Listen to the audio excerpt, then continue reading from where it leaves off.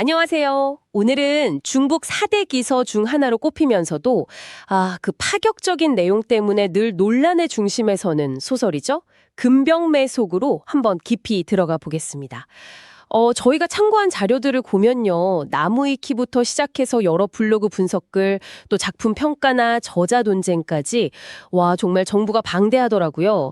그래서 이번 시간에는 금병매가 도대체 어떤 작품인지, 왜 이렇게 유명하면서도 또 동시에 악명이 높은 건지, 그리고 그 자극적인 내용 너머에 어떤 의미가 숨어 있는지 그걸 좀 명확하게 알아보는 게 목표입니다.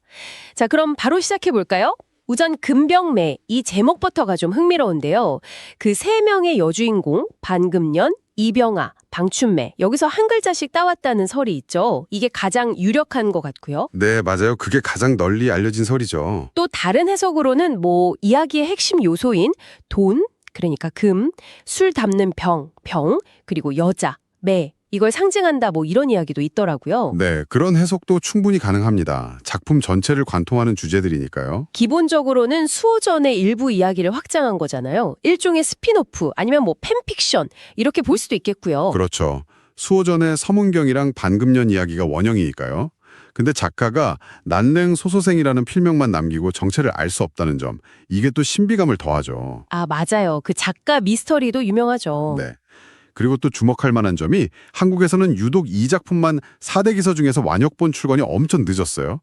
2022년에 나왔거든요. 네, 2022년이요. 정말 최근이네요. 네, 그만큼 내용면에서 좀 다루기 조심스러웠다. 그런 걸 보여주는 거겠죠. 그렇군요. 자, 그럼 줄거리를 좀 압축해서 볼까요? 수호전에서는 서문경이 무송한테 죽잖아요. 근데 여기서는 살아남아서 엄청난 부자가 되고 네, 불을 바탕으로 온갖 착락, 또 여색을 탐닉하는 인물이죠. 특히 그 반금년을 비롯해서 여러 여인들하고 관계가 엄청 복잡하고 때로는 되게 파멸적으로 그려지잖아요. 맞습니다. 그러다가 결국엔 그 춘약이라고 하죠. 정력제. 네네. 그걸 너무 많이 먹어서 허무하게 죽고 그가 쌓아올린 모든 게 와르르 무너져 내리는 그런 이야기입니다. 서문경은 뭐랄까 탐욕과 색욕의 화신 같고 반금년은 미인이지만 아주 간교한 악녀 이런 이미지가 강하고요. 네. 그리고 서문경이 죽은 다음에 집안이 완전히 망하는 과정, 특히 그 이병화라는 인물이 반금년 계략 때문에 아들을 잃고 비통하게 죽는 장면 같은 거는 정말 인과응보라는 주제를 강하게 보여주죠. 여기서 중요한 건 이 소설이 어떤 이상적인 영웅을 내세우는 게 아니라는 거예요. 그렇죠. 아주 현실적이고 결점도 많은 보통 사람들의 욕망, 그 삶을 정말 적나라하게 파헤친다는 점입니다. 심지어 수호전의 영웅이었던 무송마저도 여기서는 좀 달라지죠. 맞아요. 복수하는 과정에서 실수도 하고 영웅적인 면모를 많이 잃어버려요. 이런 리얼리즘, 이게 이 작품의 핵심 가치 중 하나라고 볼 수 있습니다. 바로 그 적나라함 때문에 논란이 끊이지 않는 것 같기도 해요. 노골적인 성의 묘사. 이건 금병매의 거의 상징적인 특징이잖아요. 네, 그렇죠. 단순 암시를 넘어서 너무 구체적이라 그러니까 외설스러운 책. 이런 비판을 정말 오랫동안 받아왔고요. 그런데 이런 노골적인 묘사 때문에 방금 말씀하신 어떤 사회 비판이라든지 리얼리즘 같은 가치들이 좀 가려지거나 심지어 그거 나중에 갖다 붙인 변명 아니야? 이런 시각도 있을 수 있잖아요. 중요한 지적이십니다. 실제로 그런 비판이 끊이지 않았죠.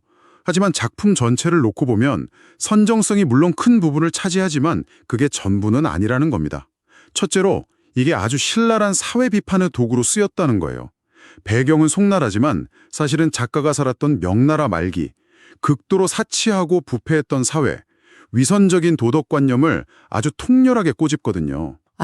명나라 사회를 비판한 거군요. 네. 둘째는 그 세밀한 생활 묘사. 이건 정말 다른 고전하고 비교가 안 돼요. 생활 묘사요? 어떤? 네, 예를 들면 당시 사람들이 뭘 먹고, 뭘 입고, 어떤 물건을 쓰고, 심지어 물가나 요리법까지 너무 상세해서 마치 그 시대 속으로 들어간 듯한 느낌을 줍니다. 이건 사료로서의 가치가 정말 높다고 평가받죠. 그 정도예요? 네. 그리고 마지막으로 인간 본성에 대한 집요한 탐구입니다. 영웅 이야기가 아니라 탐욕, 질투, 권력욕 같은 인간의 가장 원초적이고 어두운 욕망들을 정말 깊이 파고들어요. 그렇군요. 이런 복합적인 면모 때문에 이게 단순한 외설 소설을 넘어서 고전의 반열에 오른 거고요. 동시에 또 그 내용 때문에 주류 교육에서는 좀 언급하기 어려웠던 측면도 있는 거죠. 하긴 교과서에서 이걸 다루기는 좀 그렇죠.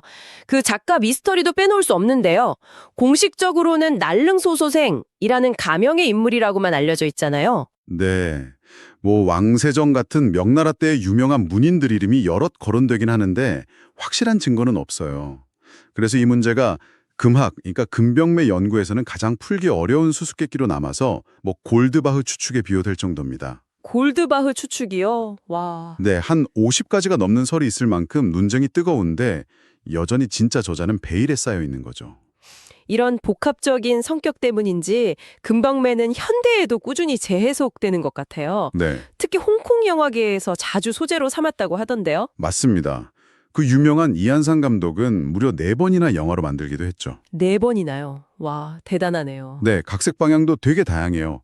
원작의 그 에로틱한 측면에 집중하는 작품도 있고 아니면 뭐 1996년작 신금병매처럼 인물들의 비극성에 초점을 맞추거나 사회 비판적인 메시지를 더 강조하는 경우도 있고요. 만화나 뭐 한국 작가들이 리메이크한 적도 있다고 들었어요? 네, 다른 매체로도 계속 변주되고 있습니다. 자, 그럼 정리를 좀 해보면요.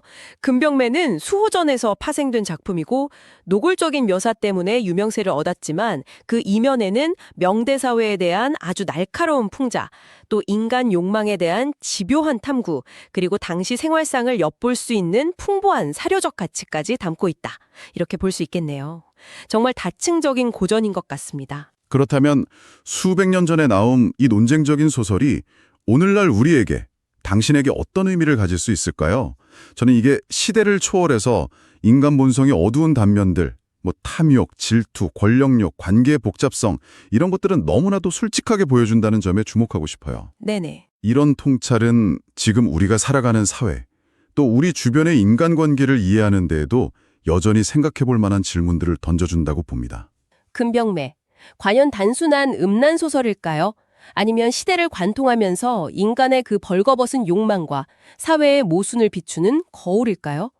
이 작품의 가치를 최종적으로 어떻게 판단할지는 결국 이걸 접하는 당신의 몫이겠죠. 이 적나라한 욕망의 기록을 통해서 스스로에게 한번 어떤 질문을 던져보시겠습니까? 안녕하세요. 오늘은 중국 4대 기서 중 하나로 꼽히면서도 그 파격적인 내용 때문에 늘 논란의 중심에 서는 소설이죠. 금병매 속으로 한번 깊이 들어가 보겠습니다. 저희가 참고한 자료들을 보면요. 나무위키부터 시작해서 여러 블로그 분석글, 또 작품 평가나 저자 논쟁까지 와 정말 정보가 방대하더라고요.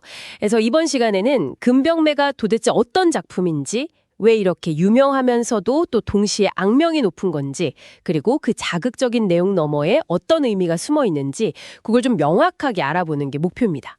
자, 그럼 바로 시작해 볼까요? 우선 금병매, 이 제목부터가 좀 흥미로운데요.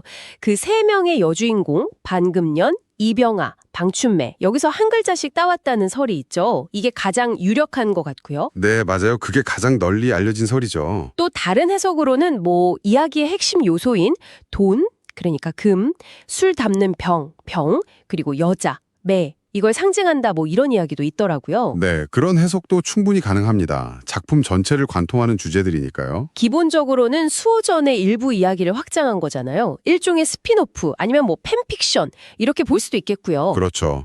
수호전의 서문경이랑 반금년 이야기가 원형이니까요. 근데 작가가 난냉